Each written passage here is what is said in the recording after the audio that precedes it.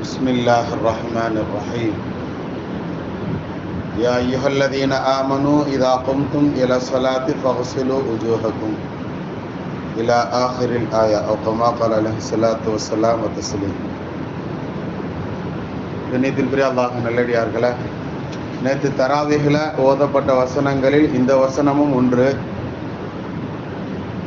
நபி ஸல்லல்லாஹு அலைஹி வஸல்லம் அவர்கள் நிறைய செய்திகள் நமக்கு சொல்லி தந்திருக்கிறாங்க.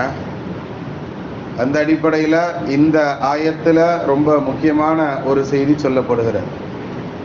செப்பலை கழட்டி வைங்க, ஸ்டாண்டில் வைங்கன்னு சொல்கிறோம் இல்லையா?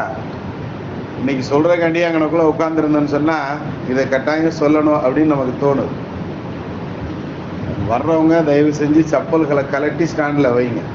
ஏன்னா ரொம்ப இடம் குறுகலான இடம், ஒதுவு செஞ்சுட்டு அதுலேயே மிதிச்சுட்டு தான் திரும்ப நாம உள்ளே வர்ற சூழலில் இருக்குது. அதனால் வர்றவங்க செப்பலை கழட்டி அதாவது மற்றவங்களுக்கு இடைஞ்சல் இல்லாமல் இருக்கிறதுக்கு மேலே வச்சுட்டு கையையும் காலையும் கழுவிட்டு நீங்கள் உள்ளே வரலாம். அதுதான் ரொம்ப நல்ல பழக்கம். தயவு செய்து அதை இங்கேயே நம்ம கடைபிடிக்கலன்னு சொன்னால் நம்ம வீடுகள்லாம் எப்படி வச்சுருப்போம்னு நம்ம டிசைன் அதுலேயே தெரிஞ்சுக்கிடலாம். சரி, இப்போ நம்ம இந்த ஓதிய வசனத்தில் அல்லாஹாலா ஒது செய்கிறது சம்பந்தமாக சொல்லி தருவான். எப்படி ஒது செய்யணும் அப்படிங்கிற சில நம்ம விரிவாக பார்க்கலாம். ஏன்னா ரொம்ப இதுக்கு மேலே நமக்கு என்ன போனால் தூங்குறது மட்டும்தான் வேலை, அப்படித்தானே?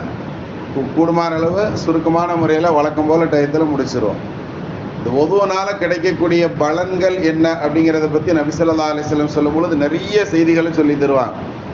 அதில் ஒன்று, வெளிப்படையாக நம்ம பார்க்கறது நம்ம உடம்புல இருக்கக்கூடிய அசுத்தங்களை நீக்கும், அப்படித்தானே?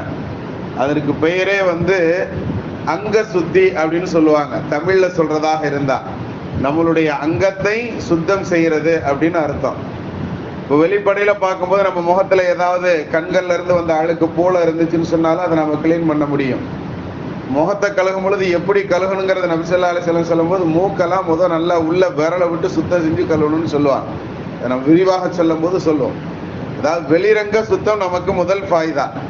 ரெண்டாவது எடுத்துக்கிட்டோம்னு சொன்னால் நபி ஸல்லல்லாஹு அலைஹி வஸல்லம் அவர்கள் அருமையாக சொல்லுவாங்க, ஒரு மனிதர் நல்ல முறையில் ஒது செய்கிறார் அப்படின்னு சொன்னால் அவருடைய பாவங்கள் அந்த ஒது செய்வதோடு இப்போ வெளியே போயிடுது அப்படிங்கிறத சொல்கிறாங்க.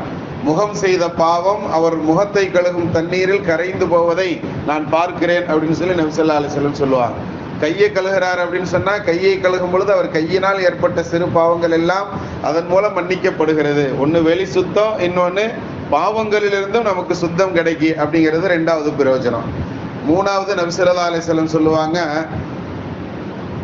ஷைத்தானை விரட்டுறதற்குண்டான முக்கியமான ஆயுதமாக பொதுவாக நபி ஸல்லல்லாஹு அலைஹி வஸல்லம் சொல்லியிருக்கிறாங்க. ஷைத்தான் அப்படிங்கிறவன் நெருப்பினால் படைக்கப்பட்டவன். அவனால தான் கோபம் அப்படிங்கிறது உருவாகுது. அந்த கோபம் என்ற நெருப்பை ஷைத்தானை அணைக்கணும் அப்படின்னு சொன்னா ஒது செய்து கொள்ளுங்கள், அதுக்கு தண்ணீர் தான் சிறந்த மருந்துங்கிறத நமக்கு நபி ஸல்லல்லாஹு அலைஹி வஸல்லம் சொல்றாங்க. அப்ப ஒதுவின் மூலம் ஷைத்தானையும் விரட்ட முடியும் அப்படிங்கிறத நமக்கு அந்த ஹதீஸ் சொல்லி தரும். இன்னொரு ஹதீஸ்ல நபி ஸல்லல்லாஹு அலைஹி வஸல்லம் சொல்லுவாங்க, அதாவது சிரமமான நேரத்திலும் முழுமையாக ஒது செய்தல் அப்படிங்கக்கூடிய இந்த பழக்கம் இருக்கிறத உங்களுடைய தரஜாக்கள் அந்தஸ்துக்களை உயர்த்தும் அப்படின்னு சொல்லி ஹதீஸ்களை நாம பார்க்க முடியும். அப்போ ஒது செய்ய முடியாத நேரம், அதுக்கு உதாரணத்துக்கு இந்த குளிர்காலங்களை எடுத்துக்கிடலாம். தண்ணியில கை வச்சாலே என்ன செய்யும், அவ்வளவு குளிராக இருக்கும். இப்போ அது மாதிரி குளிரினுடைய நேரங்கள், ஒது செய்ய முடியாத நேரங்களிலும் முழுமையாக ஒது செய்யக்கூடிய பழக்கம் இருக்குது அப்படின்னு சொன்னால் அது நம்மளுடைய அந்தஸ்துகளை நாளை கியாமத் நாளையில் நாம் உயர்வதற்குண்டான நமக்கு உயர்ந்த சொர்க்கம் கிடைப்பதற்குண்டான ஒரு காரணமாக அமையும் அப்படிங்கிறத நாம் பார்க்க முடியும். அதே மாதிரி ஐந்தாவது பிரயோஜனமாக நாம் பார்த்தோம் அப்படின்னு சொன்னால் நல்ல முறையில் ஒது செய்யக்கூடிய பழக்கம் இருக்கக்கூடியவர்களுக்கு உண்டான ஐந்தாவது பிரயோஜனம், சஹாபாக்கெல்லாம் கேட்டாங்களாம், கியாமத் நாளையில் ஆதம் அலைஹிஸ்ஸலாம்ல இருந்து கடைசியாக பிறக்கிற பையன் வரைக்கும், குழந்தைகள் வரைக்கும் எல்லோரும் ஒன்று போல் இருக்கக்கூடிய ஒரே மைதானத்தில் எங்களை எப்படி நீங்கள் அடையாளம் கண்டு கொள்வீர்கள் நபியேன்னு கேட்கும்போது, நீங்கள் ஒது செய்வதன் அடையாளமாக ஒது செய்த அந்த உறுப்புகள் எல்லாம் பிரகாசமாக இன்னும் அதை வைத்து உங்களை நான் அடையாளம் எளிதில் கண்டுகொள்வேன் அப்படின்னு சொல்லி நபி ஸல்லல்லாஹு அலைஹி வஸல்லம் சொன்னாங்கன்னா, நாளை கியாமத் நாளையில நாம நபியினுடைய கொடிக்கு பின்னால், நபிக்கு பின்னால் நாம் நிற்பதற்குண்டான ஒரு அடையாளமாக இந்த உது அப்படிங்கிறது நமக்கு பயன்படுகிறது அப்படிங்கிறத நாம கவனத்தில் எடுக்கணும் கண்ணியத்திற்குரியவர்களே. ஆக இவ்வளவு சிறப்பு வாய்ந்த, இன்னும் நிறைய அடுக்கிக்கிட்டே போகலாம், அவ்வளவு சிறப்புகள் இருக்கக்கூடிய இந்த உது செய்தல் அப்படிங்கக்கூடிய இந்த முறை இருக்குதா, இது ரொம்ப இம்பார்ட்டனாக நாம கடைபிடிக்க வேண்டிய ஒரு விஷயம். அது சரியா செய்யல அப்படின்னா நமக்கு இங்க தொழுகை ஒன்றும் சேராது. நபி ஸல்லல்லாஹு அலைஹி வஸல்லம் ஒரு ஹதீஸ்ல அருமையாக சொல்வார்கள், எவருக்கு உது சரியாக இல்லையோ அவருக்கு தொழுகை இல்லை. தொழுகை இல்லைன்னா உது சரியா செய்யாதவர் எவ்வளவுதான் தொழுதாலும் அது தொழுகையே இல்லை அப்படிங்கிறத நமக்கு நபி ஸல்லல்லாஹு அலைஹி வஸல்லம் சொல்றாங்க. அதனால உது செய்தல் அப்படிங்கிறதுல ரொம்ப இம்பார்ட்டனான 4 விஷயத்தை மட்டும் இன்னைக்கு சொல்லிடுவோம். மிச்சத்தை இன்ஷா அல்லாஹ் நாளைக்கு சொல்லலாமா? முதலாவது முகம் முழுவதையும் கழுகுதல். முகம் முழுசையும் கழுவுறது. நெத்தியினுடைய ஆரம்பம், அந்த முடி ஆரம்பிக்கிற இடம் இருக்கு பாருங்க, இங்க இருந்து நாடிக்குழி வரைக்கும் உண்டான நீளத்துல கணக்கு வச்சுக்கிடணும். அகலத்துல ஒரு காதனுடைய சோனை முதல் இன்னொரு காதனுடைய அந்த சோனை வரை இந்த அளவுக்கு உண்டான சுத்தி ரவுண்ட் அப் பண்ணணும். இந்த முகம் முழுவதும் கழுகுதல், இந்த விஷயத்துல ரொம்ப கவனமாக இருக்கணும். எங்கேயும் அசட்டையாக இருக்கக்கூடாது. சின்ன பிள்ளைங்களை முகம் கழுவ சொன்னா முகத்தனா அந்த கண்ணை வரைக்கும் மட்டும்தான் கழுவிட்டு வரும், அங்கிட்டுலாம் அவன் நினையவே நினைய. அது மாதிரி பெரியவங்க கழுகக்கூடியதை நாம் கண்ணால் பார்க்க வேண்டிய சூழல் இருக்குது கண்ணியத்திற்குரியவர்களை. இப்போ உதுவனுடைய விஷயத்துல முகம் கழுவுறத முழுவதுமாக கழுகணும். 3 முறை கழுகிறது சுன்னத்துங்கிறது ஞாபகம் வச்சுக்கோங்க. 2வது, அதாவது முட்டுக்கை உள்பட 2 கைகளையும் கழுகிறது. முனியிலிருந்து, விரல் நுனியிலிருந்து முட்டுக்கை உள்பட 2 கைகளையும் கழுகிறது.